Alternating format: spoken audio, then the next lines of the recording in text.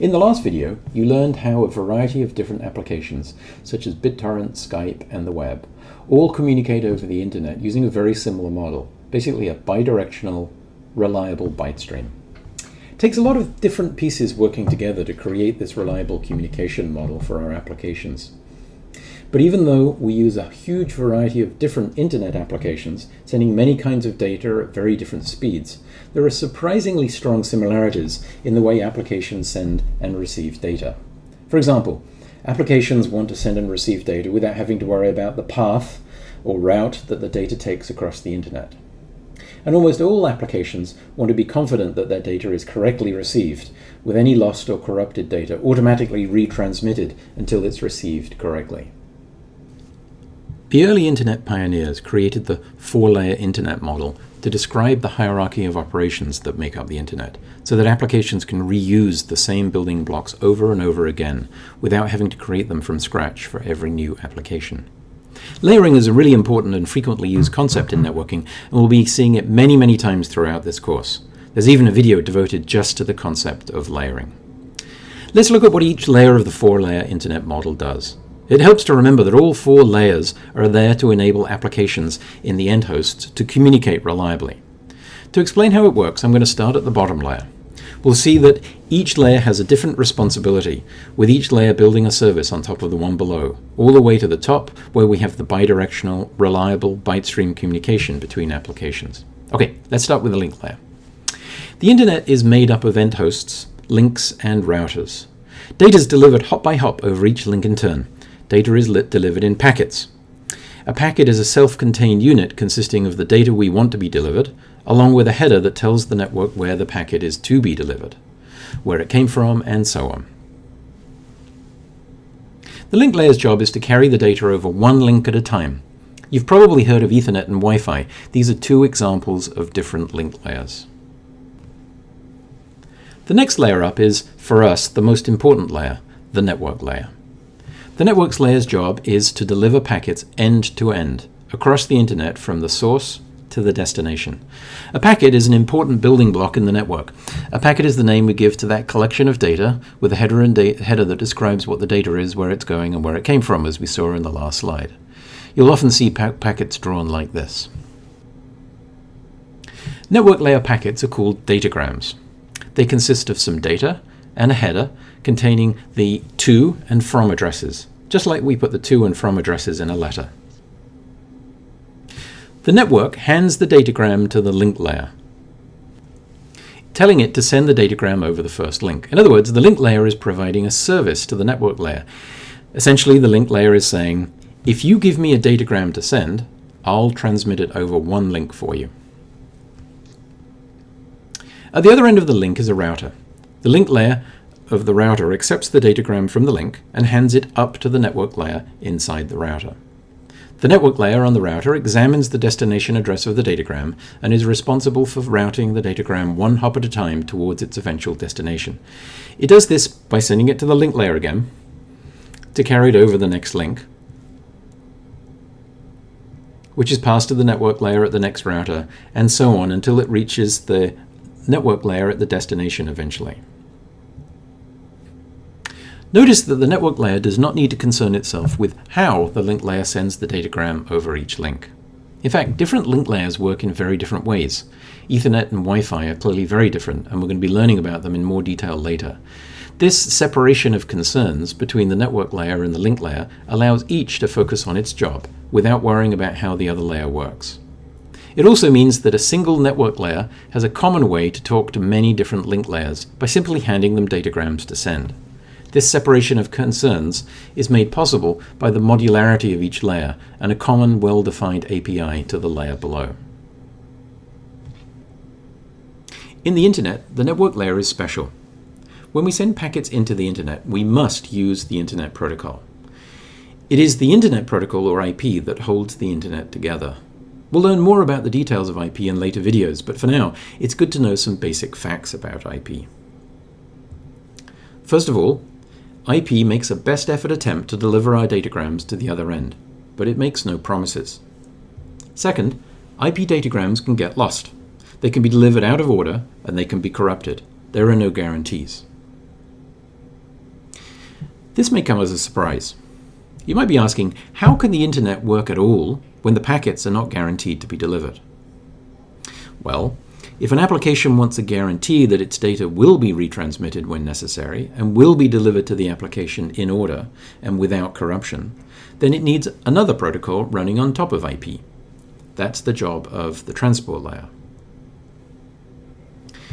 The most common transport layer is TCP, or the Transmission Control Protocol. You've probably heard of TCP/IP, which is when an application uses both TCP and IP together. TCP's job is to make sure that the data sent by an application at one end of the internet is correctly delivered in the right order to the application at the other end of the internet. If the network layers drop some datagrams, TCP will transmit them multiple times if need be. If the network layer delivers them out of order, perhaps because two packets follow a different path to their destination, TCP will put the data back into the correct order again. In later videos, you'll learn a lot about TCP and how it works. For now, the main thing you need to remember is that TCP provides a service to an application that guarantees correct, in-order delivery of data running on top of the network layer service. The network layer is providing an unreliable datagram delivery service underneath. As I'm sure you can imagine, applications such as a web client or an email client find TCP very useful indeed. By employing TCP to make sure data is delivered correctly, they don't have to worry about implementing all of the mechanisms inside the application. They can take advantage of the huge effort that other developers have put into correctly implementing TCP over the years, and then reuse it to deliver data correctly. Reuse is a big advantage of layering. But not all applications need data to be delivered correctly. For example, if a video conference application is sending a snippet of video in a packet, there may be no point waiting for the packet to be retransmitted multiple times. Better to just move on. Some applications just don't need the TCP service. If an application doesn't need reliable delivery, it can use the much simpler UDP or User Datagram Protocol instead. UDP is an alternative transport layer that bundles up application data and hands it to the network layer for delivery to the other end. UDP offers no delivery guarantees at all. In other words, an application has the choice of at least two different transport layer services, TCP and UDP. There are in fact many other choices too, but these are the most commonly used transport layer services. Finally, we have the application layer at the top of the four-layer model. There are, of course, many thousands of applications using the internet. While each application is different, it can reuse the transport layer by using the well-defined API from the application layer to the TCP or UDP service beneath. As we saw in the last video, applications typically want a bidirectional, reliable byte stream between two endpoints. They can send whatever byte stream they want, and applications have their own protocol to define the syntax and semantics of data flowing between the two endpoints. For example, as we saw in the last video, when a web client requests a page from a web server, the web client sends a GET request. This is one of the commands of the Hypertext Transfer Protocol, or HTTP. HTTP dictates that the GET command is sent as an ASCII string along with the URL of the page being requested. As far as the application layer is concerned, the GET request is sent directly to its peer at the other end, the web server application.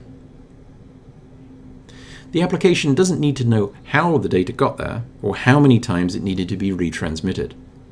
At the web client, the application layer hands the GET request to the TCP layer, which provides the service of making sure it is reliably delivered. It does this using the services of the network layer, which in turn uses the services of the link layer. We say that each layer communicates with its peer layer. It's as if each layer is only communicating with the same layer at the other end of the link or internet, without regard for how the layer below gets the data there. Putting it all together then, network engineers find it convenient to arrange all the functions that make up the internet into layers. At the top is the application such as BitTorrent or Skype or the World Wide Web, which talks to its peer layer at the destination. When the application has data to send, it hands the data to the transport layer, which has the job of delivering the data reliably or not to the other end. The transport layer sends data to the other end by handing it to the network layer, which has the job of breaking the data into packets, each with the correct destination addressed. Finally, the packets are handed to the link layer, which has the responsibility of delivering the packet from one hop to the next along its path. The data makes its way hop by hop from one router to the next. The network layer forwards it to the next router one at a time until it reaches the destination. There, the data is passed up the layers until it reaches the application. So in summary, applications, bidirectional reliable byte stream between applications, typically, but not always, and they use application-specific semantics, which we'll be learning about later, such as HTTP or BitTorrent. The transport layer typically guarantees correct in-order delivery of data end-to-end and controls congestion, although some applications don't need this, and so they can use a different transport layer instead. The network layer delivers datagrams end-to-end. It's providing a best-effort delivery service with no guarantees. We must use the Internet Protocol. The link layer delivers data over a single link between an end host and a router, or between two routers. There's two extra things I'd like you to know. The first is that IP is often referred to as the thin waist of the Internet. This is because if we want to use the Internet, we have to use the Internet Protocol. We have no choice. But we have lots of choices for link layers. IP runs over many different link layers, such as Ethernet, Wi-Fi, DSL, 3G cellular, and so on. And on top of the IP layer, we can choose between many different transport layers. We already heard about TCP and UDP. There's also RTP for real-time data and many others too. And of course, there are tens of thousands of different applications sitting on top. The second thing I want you to know is that in the 1980s, the International Standards Organization, or ISO, created a 7-layer model to represent any type of network. It was called the 7-layer Open Systems Interconnection, or OSI model. We don't need to spend any time on it in this course because it's been replaced by the 4-layer Internet model for all intents and purposes. But if you're interested, you'll find any networking textbook, and Wikipedia describes the 7 layers in lots and lots of detail. The 7-layer model defines layers that were combined in the 4-layer Internet model later. For example, what we call the link layer today was separated into the link layer that defined the framing format and the physical layer that defined things like the voltage levels on the cable or the physical dimensions of a connector. The network layer is pretty much the same in both models. The transport and applications layer is each represented by 2 layers in the OSI models. These are examples of commonly used Internet protocols. For example, HTTP, which passes most of its data in the protocol in ASCII, and how they map to the OSI numbering scheme. Today, the only real legacy of the 7-layer OSI model that you need to know about is the numbering system. You'll often hear network engineers refer to the network layer as Layer 3, even though it's the second layer up from the bottom in the Internet model. Similarly, you'll hear people refer to Ethernet as Layer 2, and you'll hear application referred to as Layer 7.